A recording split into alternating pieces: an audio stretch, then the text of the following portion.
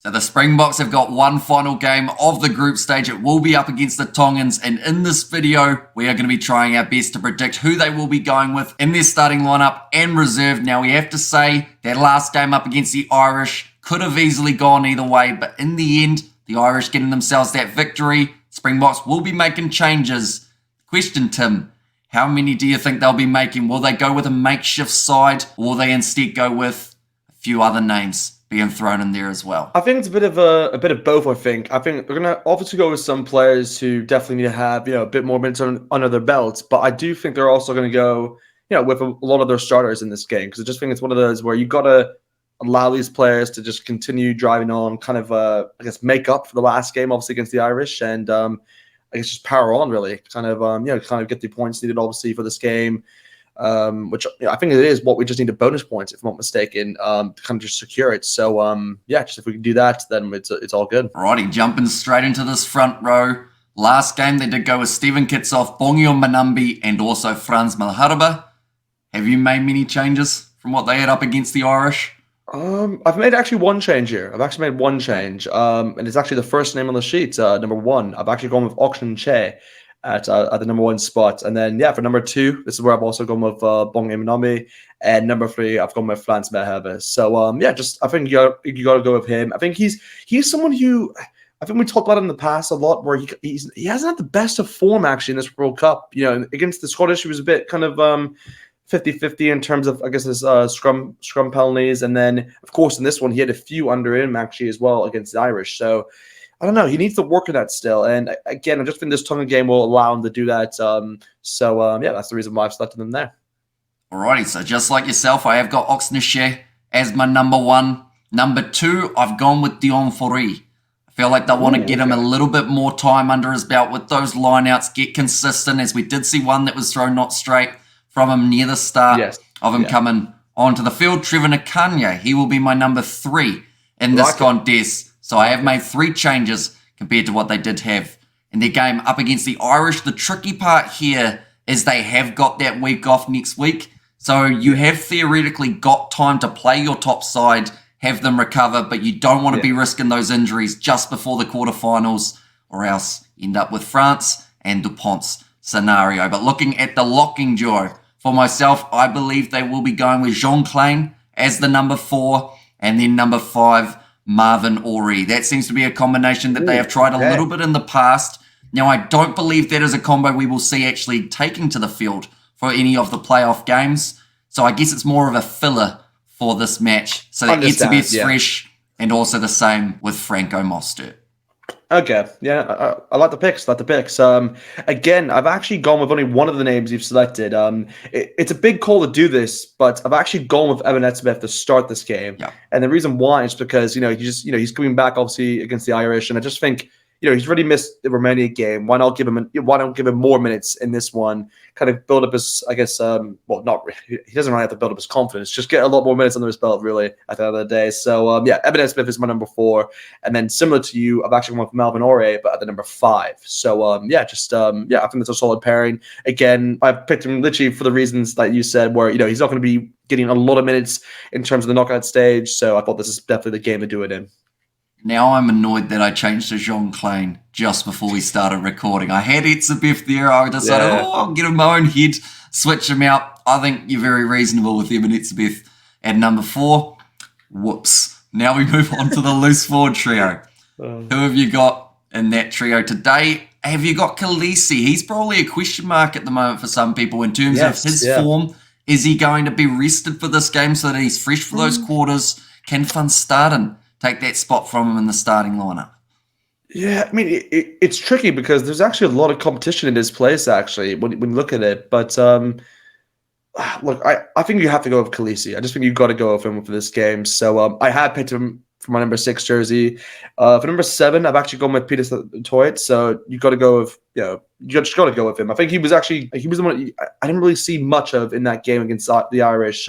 Maybe I'm wrong in saying this, but I just think Jasper and Khaleesi were just more. I can see more of them in that game. So I'm hoping that Peter Toit can also step up in this one. But of course, number 8. This is actually where I've gone for Dwayne McMillan. He wasn't selected in the last one, so I had you got to go for him. go with him at least in this one. So, yeah, Dwayne Vermeulen definitely starts for me at the number 8. So for myself, number 6, I have gone with Marco van Staden, actually starting him ahead of Siya Kolisi here. Number 7, Kwagga Smith, and number 8, Dwayne Vermeulen. So I've gone with a little bit more of a, I guess, the inexperience, but also I don't want to see any players get injured before those quarterfinal matchups. I feel like the Springboks, they've done the hard work to get into the position of making it to the quarters. The last thing you want is a Malcolm Marx scenario of having to try and find another player. And with it being this close to the playoff games, trying to find that player who's already in form, building well towards those playoffs is always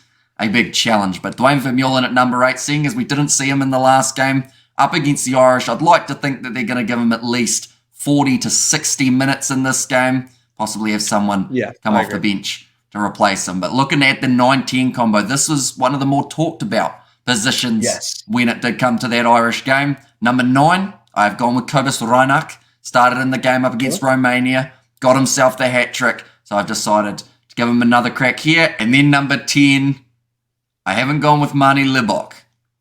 I also haven't gone with Damien Valimza. I have brought in the injury replacement for Malcolm Marx, Andre Pollard. Now, I'm giving him the kicking tee. That is a certain. At this point, the tricky part for the Springboks is definitely going to be how they incorporate him as we move towards those playoff games. Whether or not there's a chance that he's a 10 or a 12, either way, he does need to be on the field, I believe, to give the Springboks that little bit more confidence. Now, that's not saying Mani Libok shouldn't also be on the field at the same time as Andre Pollard. And I think there's going to be a lot of question marks that are then answered. I think that they could go with Libok 10, Pollard 12, which actually kind of plays into who I've got off my bench in this game. You'd actually put Pollard at the 12. I just... It's tricky, though, because both 12s have been playing relatively well. Exactly. So that is your slight debunk that is going to hurt the Springboks possibly when it comes to making that decision. I actually don't hate it. I just think it's unlikely. That's all. That's all I'll say. But no, in terms of the 9-10 combination for myself, I've actually chosen a different 9 compared to you. I've actually gone with Jaden Hendrickse for the number 9 position here. And for number 10, this is where I've also gone with Andre Pollard. I just think this is the perfect game for him. You know, coming back, obviously, being selected in the squad, which is great, obviously, from a ball perspective. Very obviously, very excited to see him. Well, if he will play, I'll be very excited to see him play once again. But I just think it's just a perfect game for him, and it's one of those where if you can get, I know I've said this a lot already, but if you can get minutes under his belt, then that's going to help him. Obviously, kind of make the coaching decision a lot harder for Jaki Sneba in terms of if you go with him at number 10 or if you go with Mani Libok. So yeah, I mean, look, we'll talk a lot more about that, I guess, in terms of the preview and probably definitely the review, I'd say, for the following week. But I guess in terms of these center pairings, I've actually gone with the likes of Andre Estes in here and Caden Moody. So I've actually switched it up completely from Damian Delende and Jesse Glill, and I've gone with Andre Estes and Caden Moody. So it's a big call to make, but I just feel like, again, similar to you and what you did with your loose forward trio, I wanted to kind of, I guess, save them obviously for the knockout stages, because that could be the duo you go with in terms of that knockout stage, but you never know. You never know. I mean, this is the thing that the Boks are blessed actually in that department, in terms of center pairings we have, and they actually could mix it up. I mean, this is probably a game where you could actually mix it up if you wanted to. I mean, you can maybe go, Andre Says and then Jesse Glill. You can go with Demi Delande, Kid and Moody. I mean, we'll see what happens. But for now, I just wanted to give it both to Andre Says and Kid and Moody, because I just thought they were outstanding against the All Blacks, before the World Cup started. So for myself, I've also gone with Andre Esterhuizen as inside centre. Number 13, I have, as you said, mixed it up, and I've gone with Jesse Kriel as my outside centre for this matchup. I've decided, why not give that a little bit of a go? Plus, later on in the game, I've got plans. I don't know if the Springboks are going to do them, but I've got them myself, and it makes more sense to have Jesse Kriel at number 13 for my plan than it would have to have Kane and Moody. But now looking at my back 3. Number 11, I've gone back to Makazole Mapimpi, having a strong game up against the Romanians, so I'm sure he'll be very keen to get a few more minutes under his belt. Number 14, I've gone with Kane and Moody, sticking him out on the right wing for this game rather than in the centres. Now, that was mainly due to the fact that I was thinking, right, I've got Aronsa out on that right wing. I've been playing Cheslin out on the left, so I don't need to worry about him. And then I thought maybe Creel, maybe those two could go around the other way of him and Moody. But I decided Kane Moody, good option to have out on that right wing. And then at number 15, man who didn't play in the game up against the Irish, I've gone with Vili Leroux. No, I like it a lot. Yeah, it's similar to you. I've also gone with Makazole Mapimpi and then number 11 jersey. Just think, again, it's another game suited perfectly for him. In terms of that 14 jersey, I have actually gone with Curly Lorenza there. I was flipping between him and Cheslin Kobe, but I just think similar to the dilemma as normal, you want to save a few of your players. So I wanted to save Cheslin Kobe and also give him a bit of a rest. So I have gone with Curly Lorenza. It's a big call because again, he's probably now considered, in that first team squad now for, the amount of minutes he's had recently, especially in this World Cup. But I just feel, he's probably, he's suited best for that position. And if needed, there's a few players that can kind of switch around in terms of that back line. But I guess in terms of the 15 as well, I have also gone with Vili Leroux, similar to you. Just I think it's again, I guess it's like Dwayne Vermeulen. Just he wasn't kind of available, just not really in the conversation for this for that Ireland game. So you want to kind of put him right back into this one and kind of make an impact to say the least. Of course, with a 7-1 split off the bench, makes it very hard for those spare backs to get themselves the crack. Off the bench here, how many forwards have you got? Well, I don't think I have. I mean, correct me if I haven't, but I don't think I have gone with a 7-1 split before. In terms of our predictions, you have not. So I'm not going for it again. I'm going for 6-2. That's kind of what I normally do now in terms of the box. But I mean, what can you do? I mean, it's kind of what the tight and trusty really of what you kind of expect. And I think what we saw anyway in that Ireland game is just it showed you that maybe an extra back was needed as well. So I think that's another reason why I just think they got to go with a 6-2 split again. But in terms of the front row, I've gone with Dylan Foyeg for us as the hooker, replacement hooker for this game. I've then gone with the likes of Stephen Kitsoff here to come off the bench, and then I go with Trevor Nkanye as the replacement tight head. So that's my replacement front row there.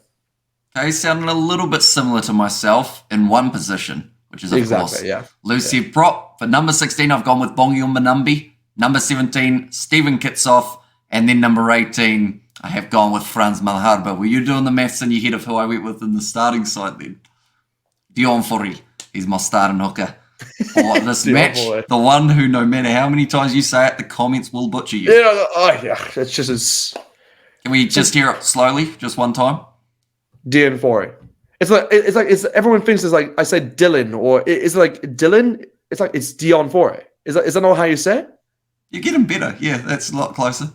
I think it's because I say it so fast. People think that but that's probably my bad. To be fair, it's probably my bad as well. But now looking at my bench, I have got 3 extra forwards now available because I've gone with the 6-2 as well. So for my number 19, I've gone with RG Snyman. Seems to just have that real impact off the bench when he makes his way onto the field. Number 20, I've gone with Peter Stiftertoy. And then number 21, Jesper Visa. Yeah, I've gone with those 2 big men, try and close out the game up against a very big Tongan side. Exactly. It's needed. It's definitely needed. But I guess in terms of my bench, this is where I have actually gone with RJ Snyman to come off the bench. Again, I was considering him actually in the starting conversation, but I just felt, like I said beforehand, Marvin Ore just, I think, deserved to kind of be in that starting conversation.